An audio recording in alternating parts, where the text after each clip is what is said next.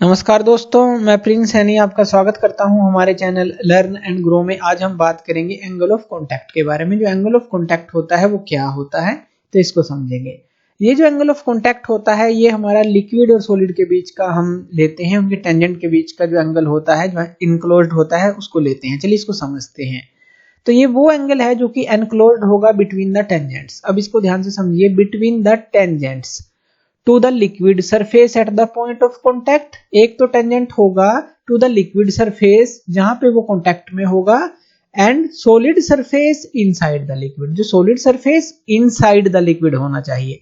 तो दोनों टेंजेंट के बीच का जो एंगल होगा वो एंगल ऑफ कॉन्टैक्ट होगा। अब देखिए, चलिए इसको समझते हैं। मान लीजिए कोई सरफेस है इस तरह से, अगर उसके ऊपर कोई लिक्विड ड्रॉप गिरती है तो वो या तो फैल जाती है या फिर वो एक ड्रॉप की शेप लेने की कोशिश करती है, एक स्फेरिकल शेप लेने की कोशिश करती है। क्यों? सरफेस टेंशन के कारण। ये हम पहले पढ़ चुके हैं। अब मान लीजिए इस तरह से कर्व वो बना रही है, कोई भी ड्रॉप है, आपने यहाँ पे गिराई, कोई भी लिक्विड लिया, इस तरह का कर्व ये बना रहा है। तो ये जो टेंजेंट होंगे वो कहाँ कहाँ पर बनेंगे? ये टेंजेंट बनेगा हमारा यहाँ पर। यहाँ पर क्यों बनेगा?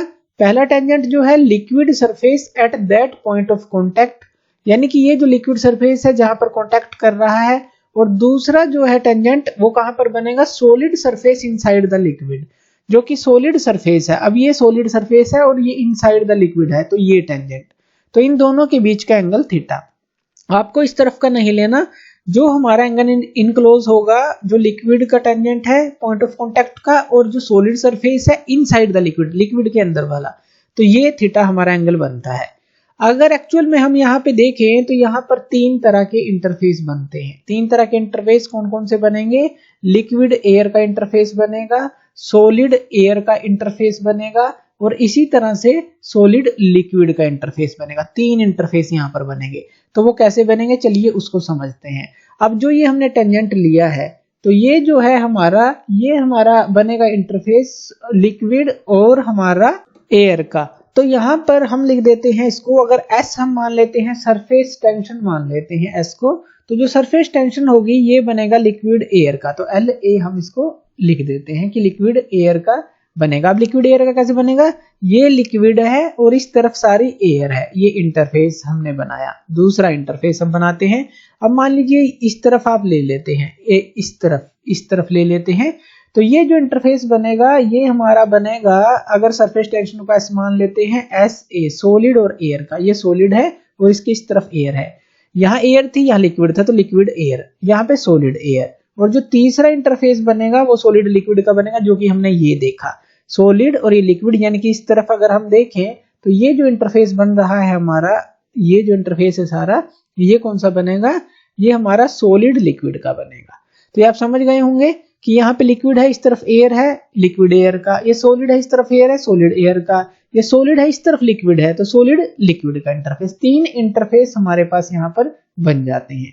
अब अगर ये जो एंगल थीटा है, हम इसको एंगल ऑफ कॉन्टैक्ट बोल रहे हैं, तो यहाँ पर देखिए जो SLA है, यानी कि जो लिक्विड और एयर इंटरफेस है, यहाँ पर ये इंक्लिनेशन पे है, थीटा इंक्लिनेशन पर है, जो कि एंगल ऑफ कॉन्टैक्ट हम बोल रहे हैं। तो इसके जो है हम दो रेक्टेंगुलर कंपोनेंट बना लेते हैं, यानी कि एक हॉरिजॉन्टल कंपोनेंट और एक वर्टिकल कंपोनेंट। हॉरिजॉन्टल कंपोनेंट इस तरफ बनेगा, ये क्या बनेगा हमारा? SLA cos थीटा, यही बनेगा। वर्टिकल कंपोनेंट इस तरफ बनेगा, या इस तरफ ले लीजिए, तो ये क्या बनेगा हमारा? SLA sin थीटा, यही बनेगा। तो दो कंपोनेंट इसके बन जाते हैं। जो SLA cos थीटा है ये किसके अलोंग एक्ट कर रहा है? जो सॉलिड लिक्विड का इंटरफेस है उसके अलोंग एक्ट कर रहा है। और जो ये साइन थीटा कंपोनेंट है, वर्टिकल कंपोनेंट है, ये परपेंडिकुलरली एक्ट कर रहा है अगर सॉलिड लिक्विड इंटरफेस से देखें। तो इस तरह से या कहें कि सॉलिड से बिल्कुल ये परपेंडिकुलर एक्ट कर रहा है। इतना हम समझ गए। अब यहाँ पे देखिए जो लिक्विड है ये सॉलिड सरफेस के ऊपर रेस्ट में है, तो रेस्ट में है, यानी कि ये जो तीनों, अगर हम बात करें, तीनों ही जो इंटरफेस हैं, तीनों ही इंटरफेस जो हमने डिस्कस किए, ये जो है इक्विलिब्रियम में है एक तरह से, और जो मीट कर रहे हैं एक इक्विलिब्रियम कंडीशन को।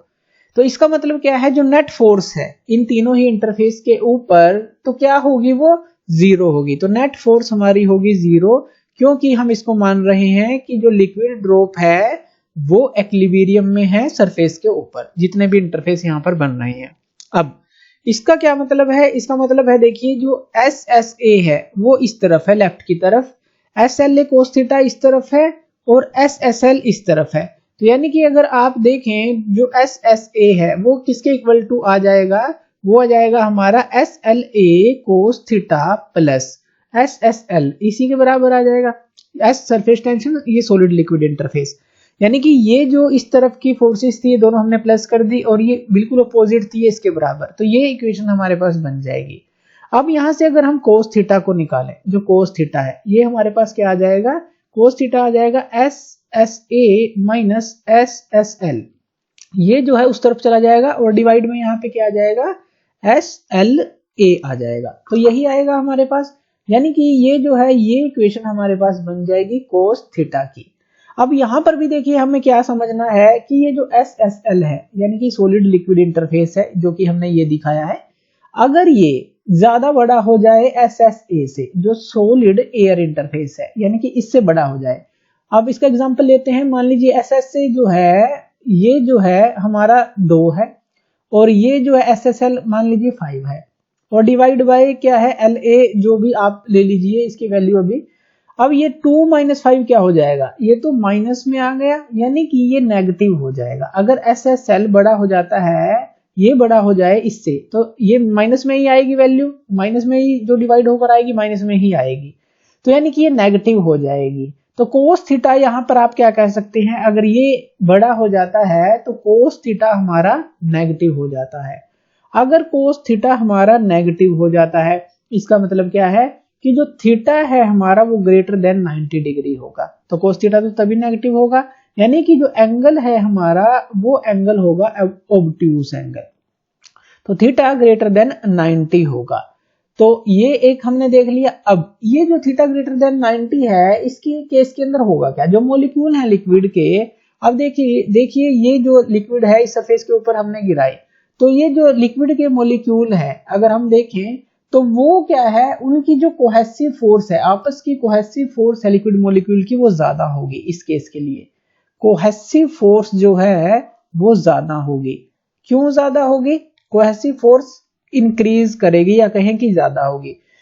क्यों, क्योंकि वो जो है सरफेस टेंशन जो है, सरफेस टेंशन के कारण जो है मॉलिक्यूल उनको खींचना स्टार्ट कर देंगे, उनके बीच की जो मजबूती है वो बनेगी। अगर थीटा ग्रेटर देन 90 डिग्री होगा, हम इस फिगर से समझते हैं, हमने सरफेस लिया और ये लिया। अब यहाँ पे जो टेंजेंट हम लेकर देखते हैं, यानी कि जो लिक्विड का और जो इनसाइड द सॉलिड है, जो लिक्विड के इनसाइड है सॉलिड, इन दोनों के बीच का जो एंगल है, तो अगर हम ये एंगल ले तो ये एंगल हमारा क्या बनता है, अब ये एंगल जो है हमारा थीटा बनता है, ये जो एंगल है, अब ये एंगल थीटा बन रहा है।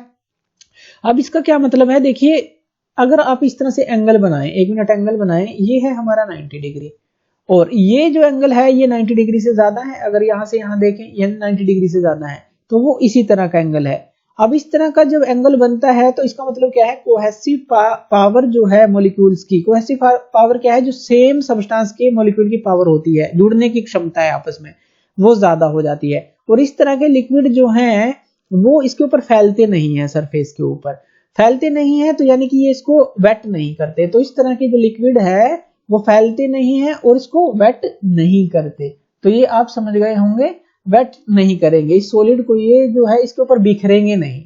इस केस के लिए आप क्या कर सकते हैं, जैसे मान लीजिए कोई सरफेस है उसके ऊपर आपने ग्रीस लगा दिया या वैक्स लगा दिया, या फिर मरकरी अगर आप गिलास के सरफेस के ऊपर लेते हैं वो भी इसी तरह की शेप लेती है, तो ये आप समझ गए होंगे। लेकिन एक दूसरा केस आता है, ये तो हमने फर्स्ट केस लिया, दूसरा केस आता है। दूसरे केस के अंदर क्या है कि अगर SSA बड़ा हो जाए तो क्या होगा, SSA बड़ा हो जाए किससे, SSL से, तो कोस थीटा क्या हो जाएगा, ये तो फर्स्ट केस के लिए था नेगेटिव, तो इस केस के लिए जो कोस थीटा है वो क्या हो जाएगा हमारा, पॉजिटिव हो जाएगा। कोस थीटा पॉजिटिव होने का हमारा क्या मतलब है, इसका मतलब है कि जो थीटा है वो लेस देन 90 डिग्री हो जाएगा, जिसको आप बोलते हैं एक्यूट एंगल। तो यहाँ पे ये एक्यूट एंगल बन जाता है, तो थीटा लेस देन 90 डिग्री यानी कि एक्यूट एंगल ये हमारा बन गया। अब एक्यूट एंगल बन गया, एक्यूट एंगल का मतलब ये है जो हमने फर्स्ट फिगर देखी है, ये जो एंगल है यानी कि 90 डिग्री था, इस तरफ एंगल का बन जाना इस तरह से एक्यूट एंगल। अब ये जो हमारे इस तरह के लिक्विड होते हैं ये फैल जाते हैं, क्यों? क्योंकि इनकी जो एडहेशन पावर है, यानी कि चिपकने की क्षमता है इन मॉलिक्यूल की सॉलिड के मॉलिक्यूल से या सॉलिड सरफेस से, तो वो बढ़ जाती है। कोहेसिव पावर जो है कम हो जाती है। तो इस केस के अंदर क्या होगा, हमारी एडहेसिव पावर जो है इंक्रीज करेगी। तो ये ध्यान रखना है, इस केस में एडहेसिव पावर और इस केस में कोहेसिव पावर इंक्रीज करेगी।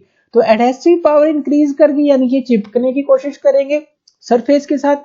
तो इस तरह के लिक्विड ये इसको वेट करते हैं, इसको जो है ज्यादा इसके ऊपर फैलते हैं और उसको वेट करते हैं, जो इस तरह के लिक्विड हमारे होते हैं। और इस तरह का एंगल जो कॉन्टैक्ट बनता है उनके बीच में।